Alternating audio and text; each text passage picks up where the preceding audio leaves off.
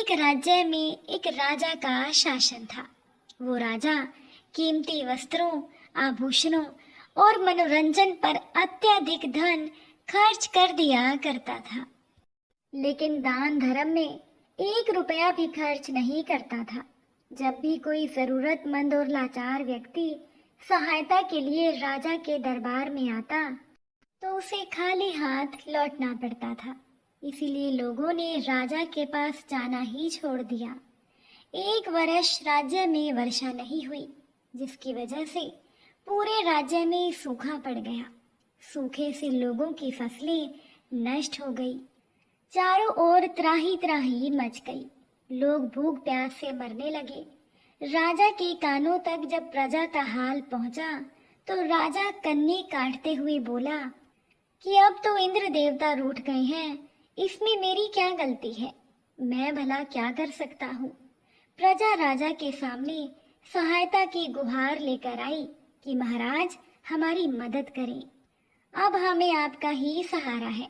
आप राजकोष से थोड़ा सा धन हमें प्रदान कर दें, जिससे कि हम लोग भूखे मरने से बच सके। राजा उन्हें दुत्कारते हुए कहने लगा कि जाओ, अपनी व्यवस्था स्वयं करो। आज सूखे से तुम्हारी फसल नष्ट हो गई, कल अतिवृष्टि से हो जाएगी, और तुम लोग ऐसे ही हाथ फैलाए मेरे पास आ जाओगे। अगर तुम लोगों पर मैं यूं ही राजकोष का धन लुटाता रहा, तो एक दिन मैं कंगाल हो जाऊंगा। इसलिए यहाँ से चले जाओ। दुखी मन से लोग वापस चले गए, लेकिन सूखे का प्रकोप बढ़ता चला गया। अन्न के एक एक दाने को मोहताज हो जाने पर लोगों के पास कोई दूसरा चारा नहीं बचा, और वो सभी एक बार फिर से राजा के पास पहुंचे। सहायता की याचना करते हुए बोले कि महाराज, हम लाचार हैं। अब हमारे पास खाने को अन्न का एक दाना भी नहीं है। इसलिए आप राजकोष से मात्र 10,000 रुपए की सहायता हमें प्रदान करें। हम आजीवन आपके ऋणी रहेंगे।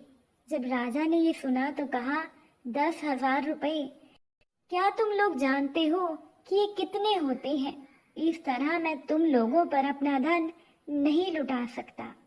राजा की प्रजा कहने लगे कि महाराज, राजकोष तो सागर है, और 10,000 रुपए एक बूंद के बराबर है। एक बूंद दे देने से सागर खाली थोड़ी ही हो जाएगा। राजा ने जब ये बात सुनी तो प्रजा से कहने लगा कि इस बात का क्या मतलब? तो क्या मैं दोनों हाथों से धन लुटाता फिरूं? प्रजा ने कहा, महाराज, हम धन लुटाने को नहीं कह रहे, हम तो सहायता करने के लिए कह रहे हैं। वैसे भी महाराज, आप तो कीमती वस्त्रों, आभूषणों और मनोरंजन में प्रतिदिन कितने रुपए खर्च करते हैं। वही रुपए हम गरीबों के काम आ जाएंगे। जब राजा ने ये बात सुनी तो क्रोध में राजा कहने लगा कि ये मेरा धन है, मैं इसका चाहे जैसे प्रयोग करूं। तुम लोग कौन होते हो मुझे ज्ञान देने वाले? मेरी दृष्टि से दूर हो जाओ, नहीं तो मैं तुम्हें कारागार में डलवा दूंगा। अब राजा का क्रोध देख सभी प्रजा के लोग चले गए। राजा के दरबारी भी राजा का व्यवहार देख दुखी थे। ऐसी मुश्किल के समय अगर प्रजा अपने राजा से आस न रखे तो फिर किससे रखे? ये बात राजा के दरबारी राजा से कहना चाहते थे, किंतु राजा का क्रोध देखकर राजा को किसी ने कुछ नहीं कहा।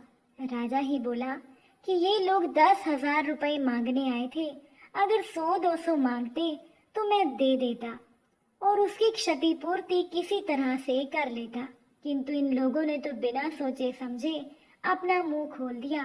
अब तो इन लोगों ने मुझे तंग कर दिया है। अब राजा के दरबारी क्या कहते? वो लोग शांत रहे। मन ही मन दरबारी सोच रहे थे कि इस राजा ने प्रजा के प्रति अपना कर्तव्य नहीं निभाया। अब इस बात को कुछ दिन और बीत गए, किंतु सूखे का प्रकोप रुका नहीं, बल्कि बढ़ता ही गया। इधर राजा इन सब के प्रति अपनी आंखें मूंद अपने भोग विलास में लगा रहा। एक दिन एक सन्यासी राजा के दरबार में आया और राजा को प्रणाम करके कहने लगा कि महाराज, मैंने सुना है आप दानवीर हैं। सहायता की गुहार लेकर मैं आपके सामने आया हूँ। राजा हैरानी में पड़ गया। राजा सोचने लगा कि ये सन्यासी कहाँ से मेरे दान पुण्य के बारे में सुनकर आया है। मैंने तो कभी किसी को दान दिया ही नहीं। राजा ने सोचा कि कहीं दान लेने के लिए तो ये बात नहीं बना रहा। फिर राजा ने सन्यासी से पूछा कि तुम्हें क्या चाहिए। अगर तुम सीमा में रहकर मांगोगे तो तुम्हें प्रदान किया जाएगा, लेकिन ज्यादा की आस मत रखना। सन्यासी ने कहा कि महाराज, मैं सन्यासी हूँ, मुझे ज्यादा धन का लोभ नहीं, बस 21 दिनों तक राजकोष से कुछ भिक्षा दे दीजिए। किंतु भिक्षा लेने का मेरा एक अलग तरीका है। मैं हर दिन पिछले दिन से दुगनी भिक्षा लेता हूँ। आपको भी ऐसा ही करना होगा।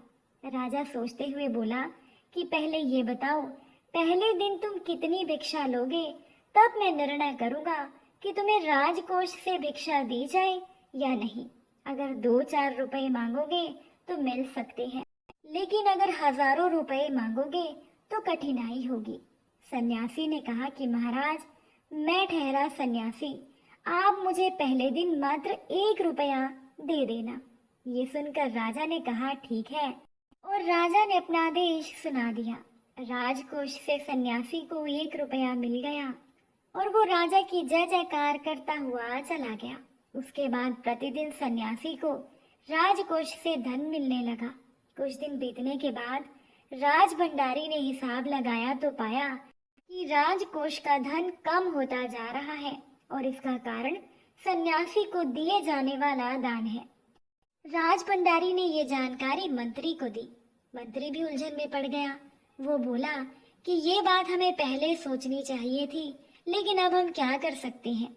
ये तो महाराज का आदेश है, हम उनके आदेश का उल्लंघन कैसे कर सकते हैं। राज भंडारी कुछ नहीं बोला।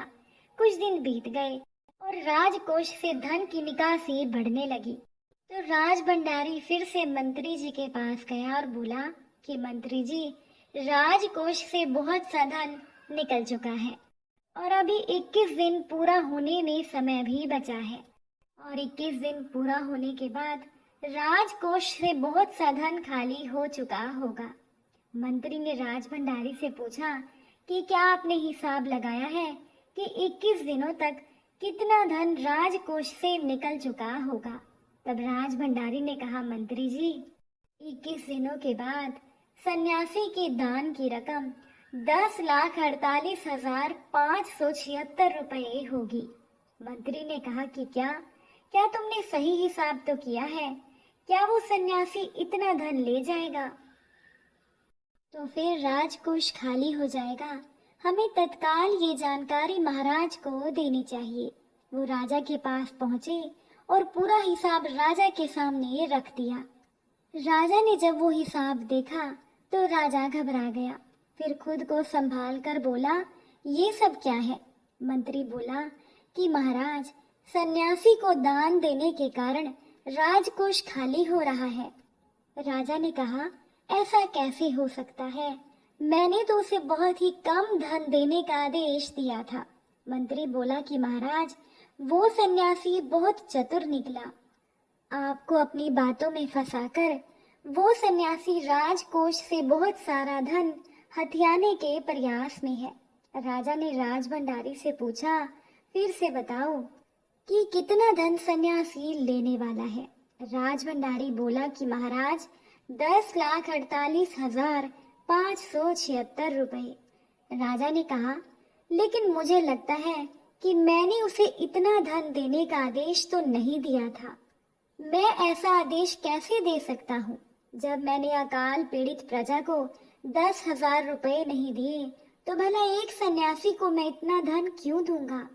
मंत्री ने कहा, महाराज, सब आपके आदेश के अनुसार ही हो रहा है, चाहे तो आप स्वयं हिसाब कर लीजिए। राजा ने मंत्री से कहा, अभी इसी समय उस सन्यासी को मेरे सामने प्रस्तुत करो। तुरंत कुछ सैनिक गए और वो सन्यासी को लेकर राजा के सामने आ गए। सन्यासी को देखते ही राजा उनके चरणों में गिर गया और बोला कि बाबा, आपको वचन देने से मेरा राजकोष खाली हो रहा है। इस तरह तो मैं कंगाल हो जाऊंगा, फिर मैं राजपाट कैसे चलाऊंगा? किसी तरह मुझे इस वचन से मुक्त कर दीजिए, दया कीजिए महाराज। सन्यासी ने राजा को उठाया और कहा, ठीक है, मैं तुम्हें इस वचन से मुक्त करता हूँ, किंतु इसके बदले तुम्हें अपनी प्रजा को 50,000 रुपए देने होंगे ताकि वो अकाल का सामना कर सके। राजा ने कहा, बाबा, वो लोग जब आए थे तब तो वो 10,000 रुपए मांग रहे थे। सन्यासी ने कहा, लेकिन मैं उनके लिए 50,000 रुपए ही लूंगा, एक भी रुपया कम नहीं। सन्यासी ने अपना फैसला सुनाया और वो सन्यासी अपनी बात पर अड़ा रहा। अंततः विवश होकर राजा सन्यासी को 50,000 रुपए देने के लिए तैयार हो गया। सन्यासी ने राजा को समझाते हुए कहा कि एक राजा का कर्तव्य होता है कि वो प्रजा की हर मुश्किल के समय मदद करे, लेकिन तुम राजकोष का सारा धन अपने मनोरंजन पर खर्च करते रहे, जबकि इसी धन की जरूरत तुम्हारी प्रजा को थी। राजा को सन्यासी की बात समझ में आ गई और राजा अपनी भूल पर बहुत शर्मिंदा हुआ। राजा ने राजकोष से प्रजा को 50,000 रुपए दिए। प्रजा बहुत प्रसन्न हुई और राजा की जय जयकार करने लगी। इसके बाद वो राजा भोग विलास से दूर रहकर प्रजा की भलाई के काम करने लगा।